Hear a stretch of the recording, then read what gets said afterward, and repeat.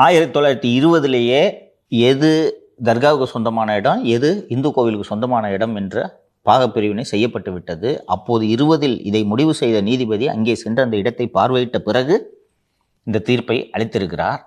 நானும் சென்று பார்வையிட்டேன். தர்காவிலேயே இந்த தீபத்தை ஏற்றுனா அவர்களுக்கு அப்ஜெக்ஷன் இருப்பதை என்னால் புரிந்து கொள்ள முடிகிறது. தர்காவுக்கு சொந்தமான இடம் இது, கோவிலுக்கு சொந்தமான இடம் இது அப்படின்னு தெளிவாக வரையறை செய்யப்பட்டு விட்டது. வரையறை செய்யப்பட்ட பிறகு இவர்கள் எங்கே விளக்கேற்றினால் என்ன, இங்கே தான் ஏற்ற வேண்டும் என்று ஏதாவது கட்டாயம் இருக்கிறதா?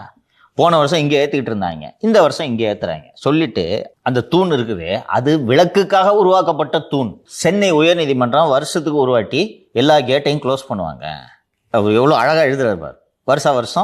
வருஷத்திற்கு ஒரு முறை எல்லா வாயில்களையும் அடைப்பார்கள். அது எதற்கென்றால், யாராவது ஒருவர் அந்த பாதையை பயன்படுத்தி ஏன்பா இது பொது பாதைப்பா, ஹைகோர்ட்டுக்கு சொந்தமானது இல்லைன்னு சொல்லிடக்கூடாதுன்றதுக்காக சிம்பாலிக்கா 4 வழியும் அடைச்சிருவாங்க. இது ஹைகோர்ட்டுக்கு சொந்தமான இடம். ஒரு வாரத்துக்கு முன்னாடி கூட அடைச்சாங்க. அதுபோல ஒரு சொத்தின் உரிமையை நிலைநாட்ட சில வேலைகளை செய்தாக வேண்டும். ஸோ இது இந்து கோவிலுக்கு சொந்தமான இடம் என்பதற்காக அந்த இடத்தில் விளக்கேற்ற வேண்டும் அப்படின்னு ஒரு தீர்ப்பு கொடுக்குறாரு. இதெல்லாம் எழுதுறாரு ஜட்ஜ்மெண்ட்ல.